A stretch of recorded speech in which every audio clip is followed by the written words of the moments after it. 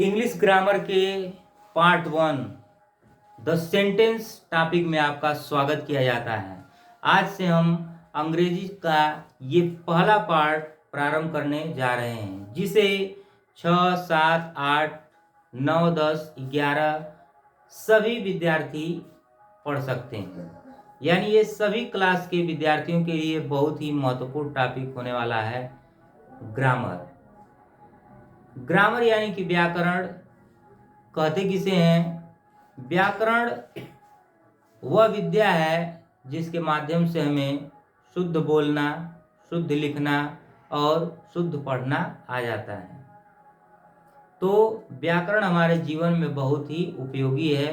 तो आइए आज हम इंग्लिश ग्रामर की शुरुआत सेंटेंस टॉपिक से करते हैं।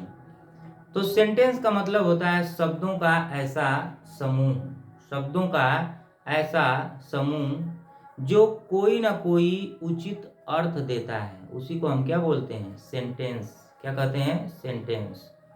तो शब्दों का ऐसा समूह जो एक उचित अर्थ दे, उसी को हम शब्द के समूह को वाक्य कहेंगे। उसी शब्दों के समूह को क्या कहेंगे? वाक्य। अब जैसे कोई भी शब्दों का समूह वाक्य नहीं कहलाएगा। जैसे हम कोई भी कह दें जिसका कोई अर्थ ही न निकले तो वो वाक्य नहीं कहलाएगा। उनको व्यवस्थित क्रम में, जैसे कर्ता प्लस क्रिया प्लस मुख्य क्रिया के हिसाब से रखने को, जिसका कुछ अर्थ निकले उसे हम वाक्य कहेंगे। जैसे क्या आपने खाना खाया? मैं खाना खाता हूँ। मैं पानी पीता हूँ। ताजमहल कितना सुंदर है। ये सब का कुछ न कुछ अर्थ है और इन्हें हम वाक्य की संज्ञा दे सकते हैं, यानी इन्हें वाक्य कह सकते हैं। तो आइए जानते हैं सेंटेंस किसे कहते हैं। सेंटेंस क्या होता है? शब्दों का ऐसा समूह, शब्दों का ऐसा समूह, शब्दों का ऐसा समूह जिसका कुछ अर्थ हो, जिसका कुछ अर्थ हो।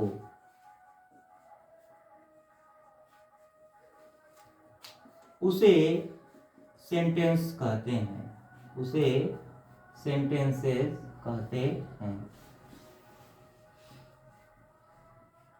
तो शब्दों का ऐसा समूह, ग्रुप ऑफ वर्ड्स, शब्दों का ऐसा समूह जो एक मीनिंगफुल इंफॉर्मेशन देता है, अर्थपूर्ण भाव प्रकट करता है, उसी को हम क्या कहते हैं?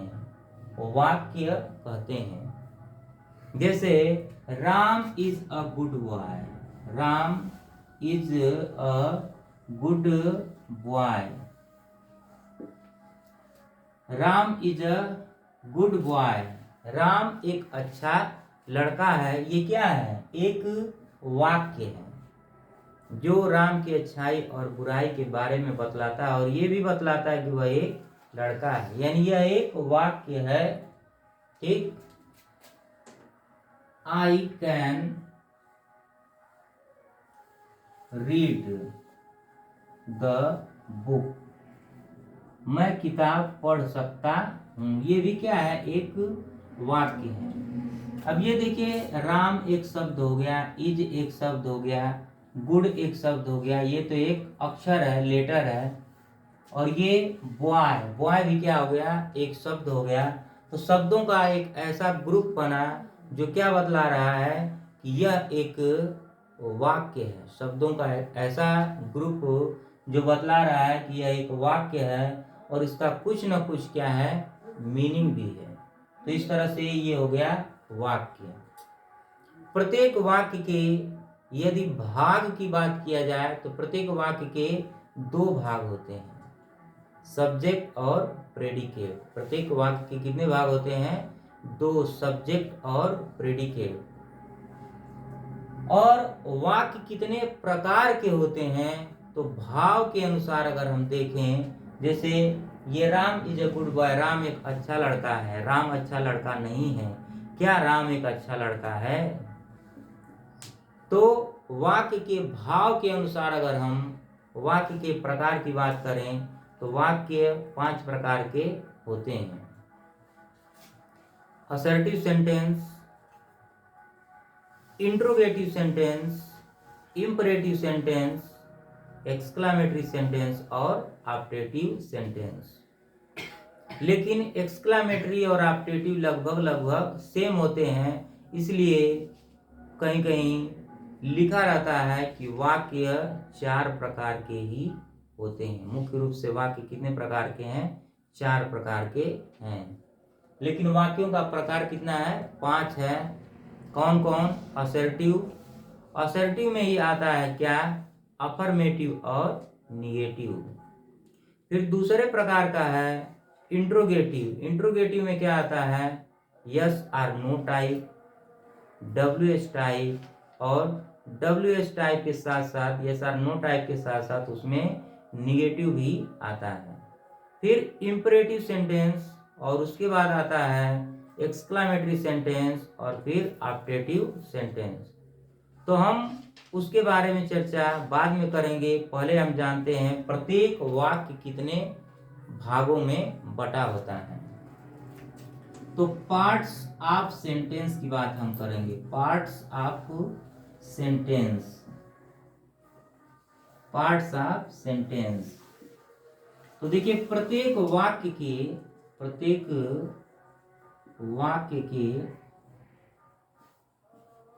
2 भाग होते हैं।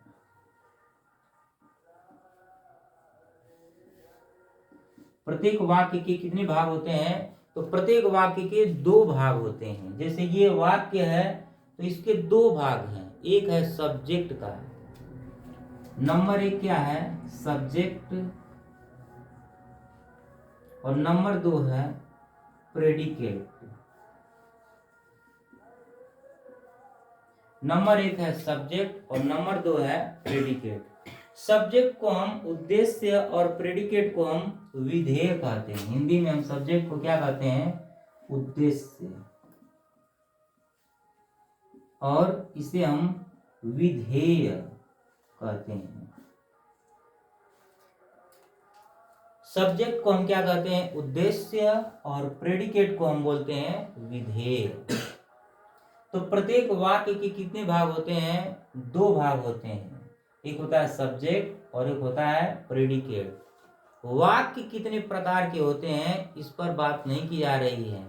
ये किया जा रहा है कि जो सेंटेंस है उसके कितने भाग होते हैं। तो प्रत्येक सेंटेंस के 2 भाग होते हैं। एक होता है सब्जेक्ट वाला पोर्शन और दूसरा होता है प्रेडिकेट।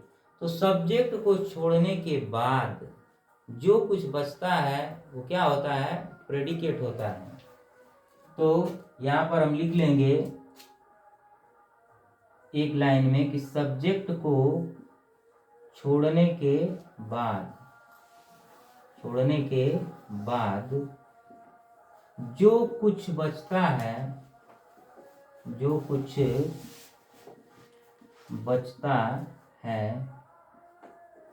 वह प्रेडिकेट होता है। जो कुछ बचता है वह प्रेडिकेट होता है। जैसे एग्जाम्पल की बात करें, Ram reads a book. Ram reads a book. तो क्या कहा गया कि सब्जेक्ट को छोड़ने के बाद जो कुछ बचता है वह प्रेडिकेट यानी कि विधेय होता है। सब्जेक्ट कैसे हम पता करेंगे कि सब्जेक्ट कहाँ है? तो सब्जेक्ट की खास पहचान ये होती है कि सब्जेक्ट वाक्य में पहले ही आता है। सब्जेक्ट वाक्य में पहले ही आता है।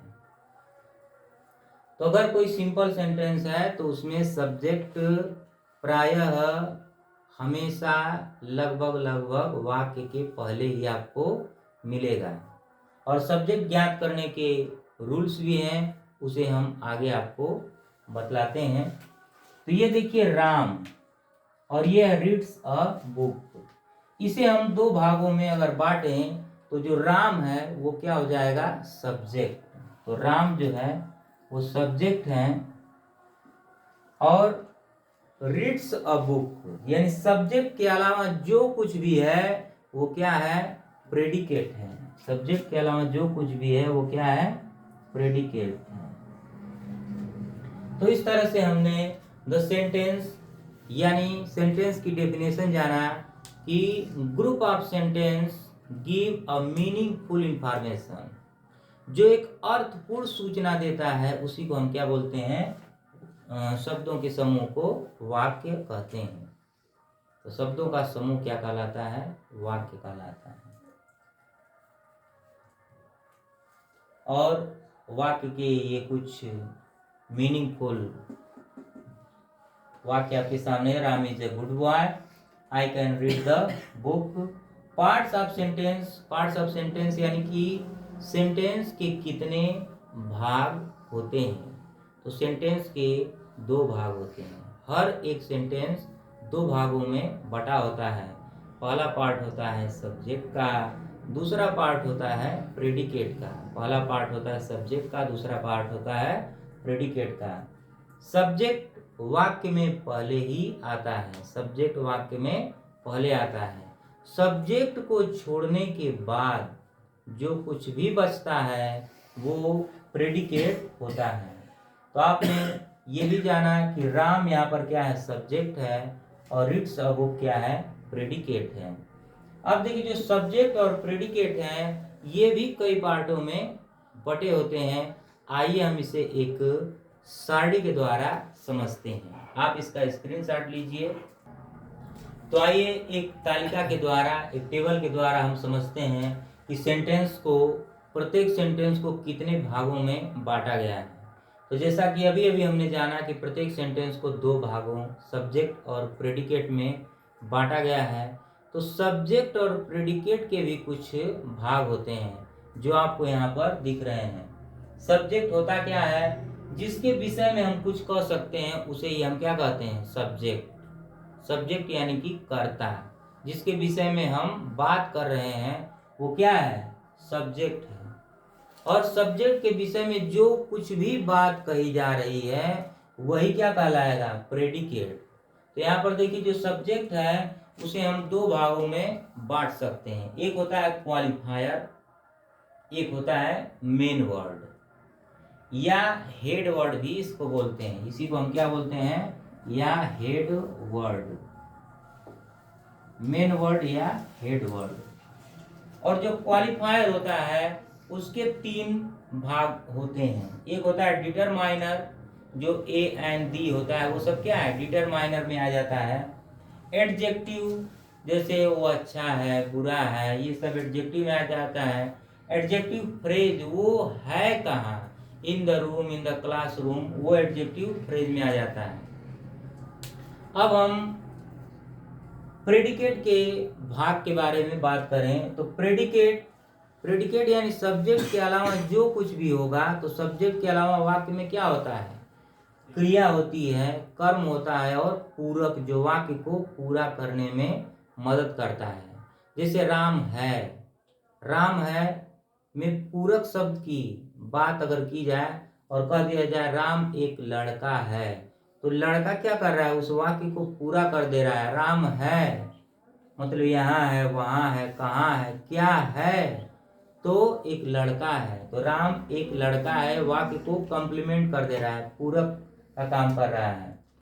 तो वर्ब यानी कि मुख्य क्रिया, कर्म और अदर वर्ड में जैसे कॉम्प्लीमेंट होते हैं वो आते हैं प्रेडिकेट के अंतर्गत।